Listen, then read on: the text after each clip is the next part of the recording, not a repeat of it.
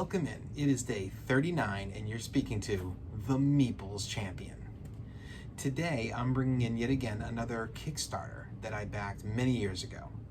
This Kickstarter is one that I was super excited about because I'm not a co-op person. I don't like cooperative games. But every once in a while there's a co-op that hits huge for me. And this one looked like it was going to be one of those big successes. This game was called Robin Hood and the Merry Men. The idea of the game is pretty simple. You are all competing with each other by running around and trying to get the most gold and fame. But at the same time, you have to be careful because, well, you may be representing Robin Hood or Little John or other members of the Merry Men. You have to make sure not to alert the sheriff and not to be caught. So you're working cooperatively because you have to make sure not to alert them or else everybody loses. So the game can end early because you don't work as a team, and as a result, you get yourselves arrested.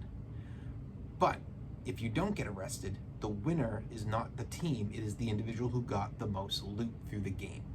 It's a cool concept, but not every concept always hits. Let's jump into this game and go through our 7 categories. Category 1, art. I will give this game huge props. It's fantastic art. The box drew me in for the Kickstarter.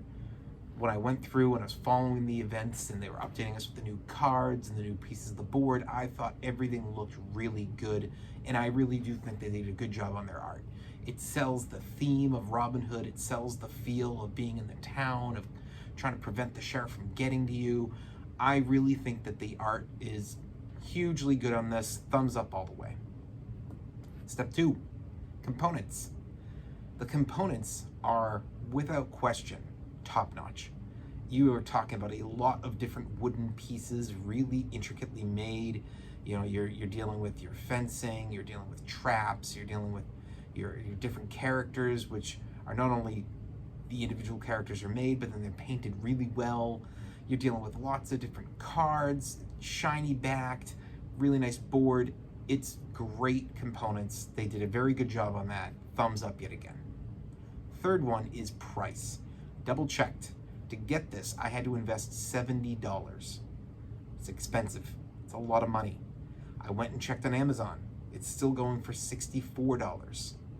It's too much money for this game, and there's a lot in this game, but it's too much. And the reason it's too much is because they went overboard on their components. They could have gotten away with a much cheaper game had they just said, we don't have to have a boatload of wooden components. Let's go cardboard. I know we love our upgraded components, but they come with a cost, literally a cost increase to your game. And it's not worth it for this. It did not help at all. That price is a huge thumbs down for me. It's not something I'm willing to pay. Difficulty. Not even going to have to go far into this one. It is a giant thumbs down. I could not play the game. I tried. I played this game multiple times, setting it up, going through the scenario. It was too much. Maybe I didn't commit fully. Maybe I'm just so used to other style games that this was such a weird style that it didn't hit for me. I just couldn't figure it out.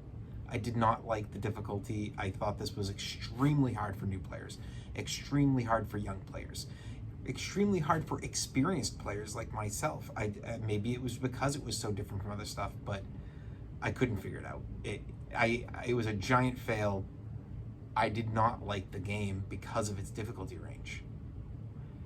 Replayability, well, guess what? When you can't even play the game, you're definitely not replaying the game. There is no replayability.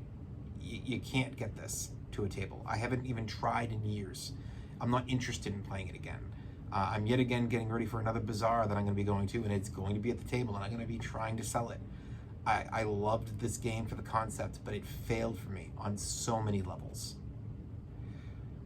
Your routes or keys to victory, I don't know really that much in that area, and I don't mean that as I didn't do my research. I mean, I tried playing, I tried to figure that out, but I don't think I ever understood the game fully enough to be able to see where those were. I mean, you can obviously get victory points by defending, by earning your coins. I would have to say that they have definitely a lot of ways to get points, so I'm assuming that they must have it. I can't give it a thumbs down for being uninformed, so I'm going to leave that one out for now. But they definitely had a game here, and you could see when you're reading that there's a setup.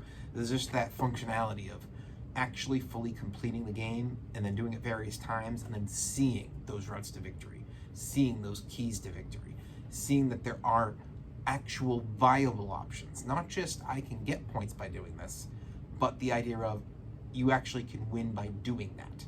I'm not sure, so I won't give it the thumbs down, but that was not what I could go for. Unique. I don't think it's unique. I know I said that this one's thrown me and that's why I didn't get it, but the thing is that at the end of the day, we've seen these semi-co-op games before where you work as a team to stop something, but you're still not a team. You know, Game of Thrones has the idea of making sure the Wilders don't get to you. You know, you've got games where like we're doomed, where you have to work together, but only so many people are going to win, so you eventually start betraying each other. So that mechanic exists. The ability of what they're doing in town, it kind of felt a little bit like Architects, or possibly a little bit like the Raiders of the North Sea type setup, a little bit, not 100%, but I had feels for their games, so I don't think it was unique.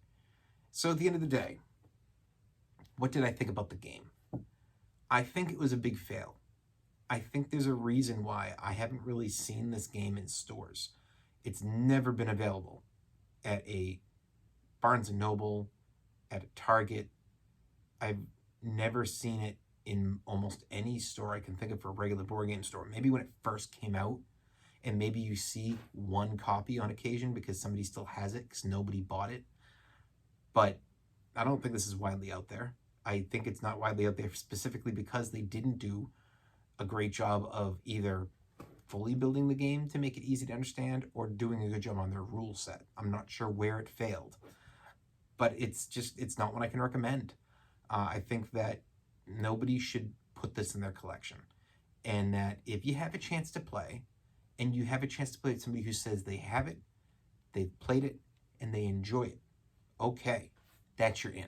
Take a shot. If I knew somebody who's played the game and enjoys the game, I would attempt it again, hoping to find out that I was wrong and that it was my mistake. But as of right now, I have no proof of that, and all I have is failed attempts. So, this has been day 39. We have been talking about Robin Hood and the Merry Men, and you were speaking to the Meeples Champion. Like, subscribe, share the video, check down below in the description. If this does grab you in any way, feel free to go through the Amazon link and pick it up there. Thank you guys, and I'll talk to everybody tomorrow.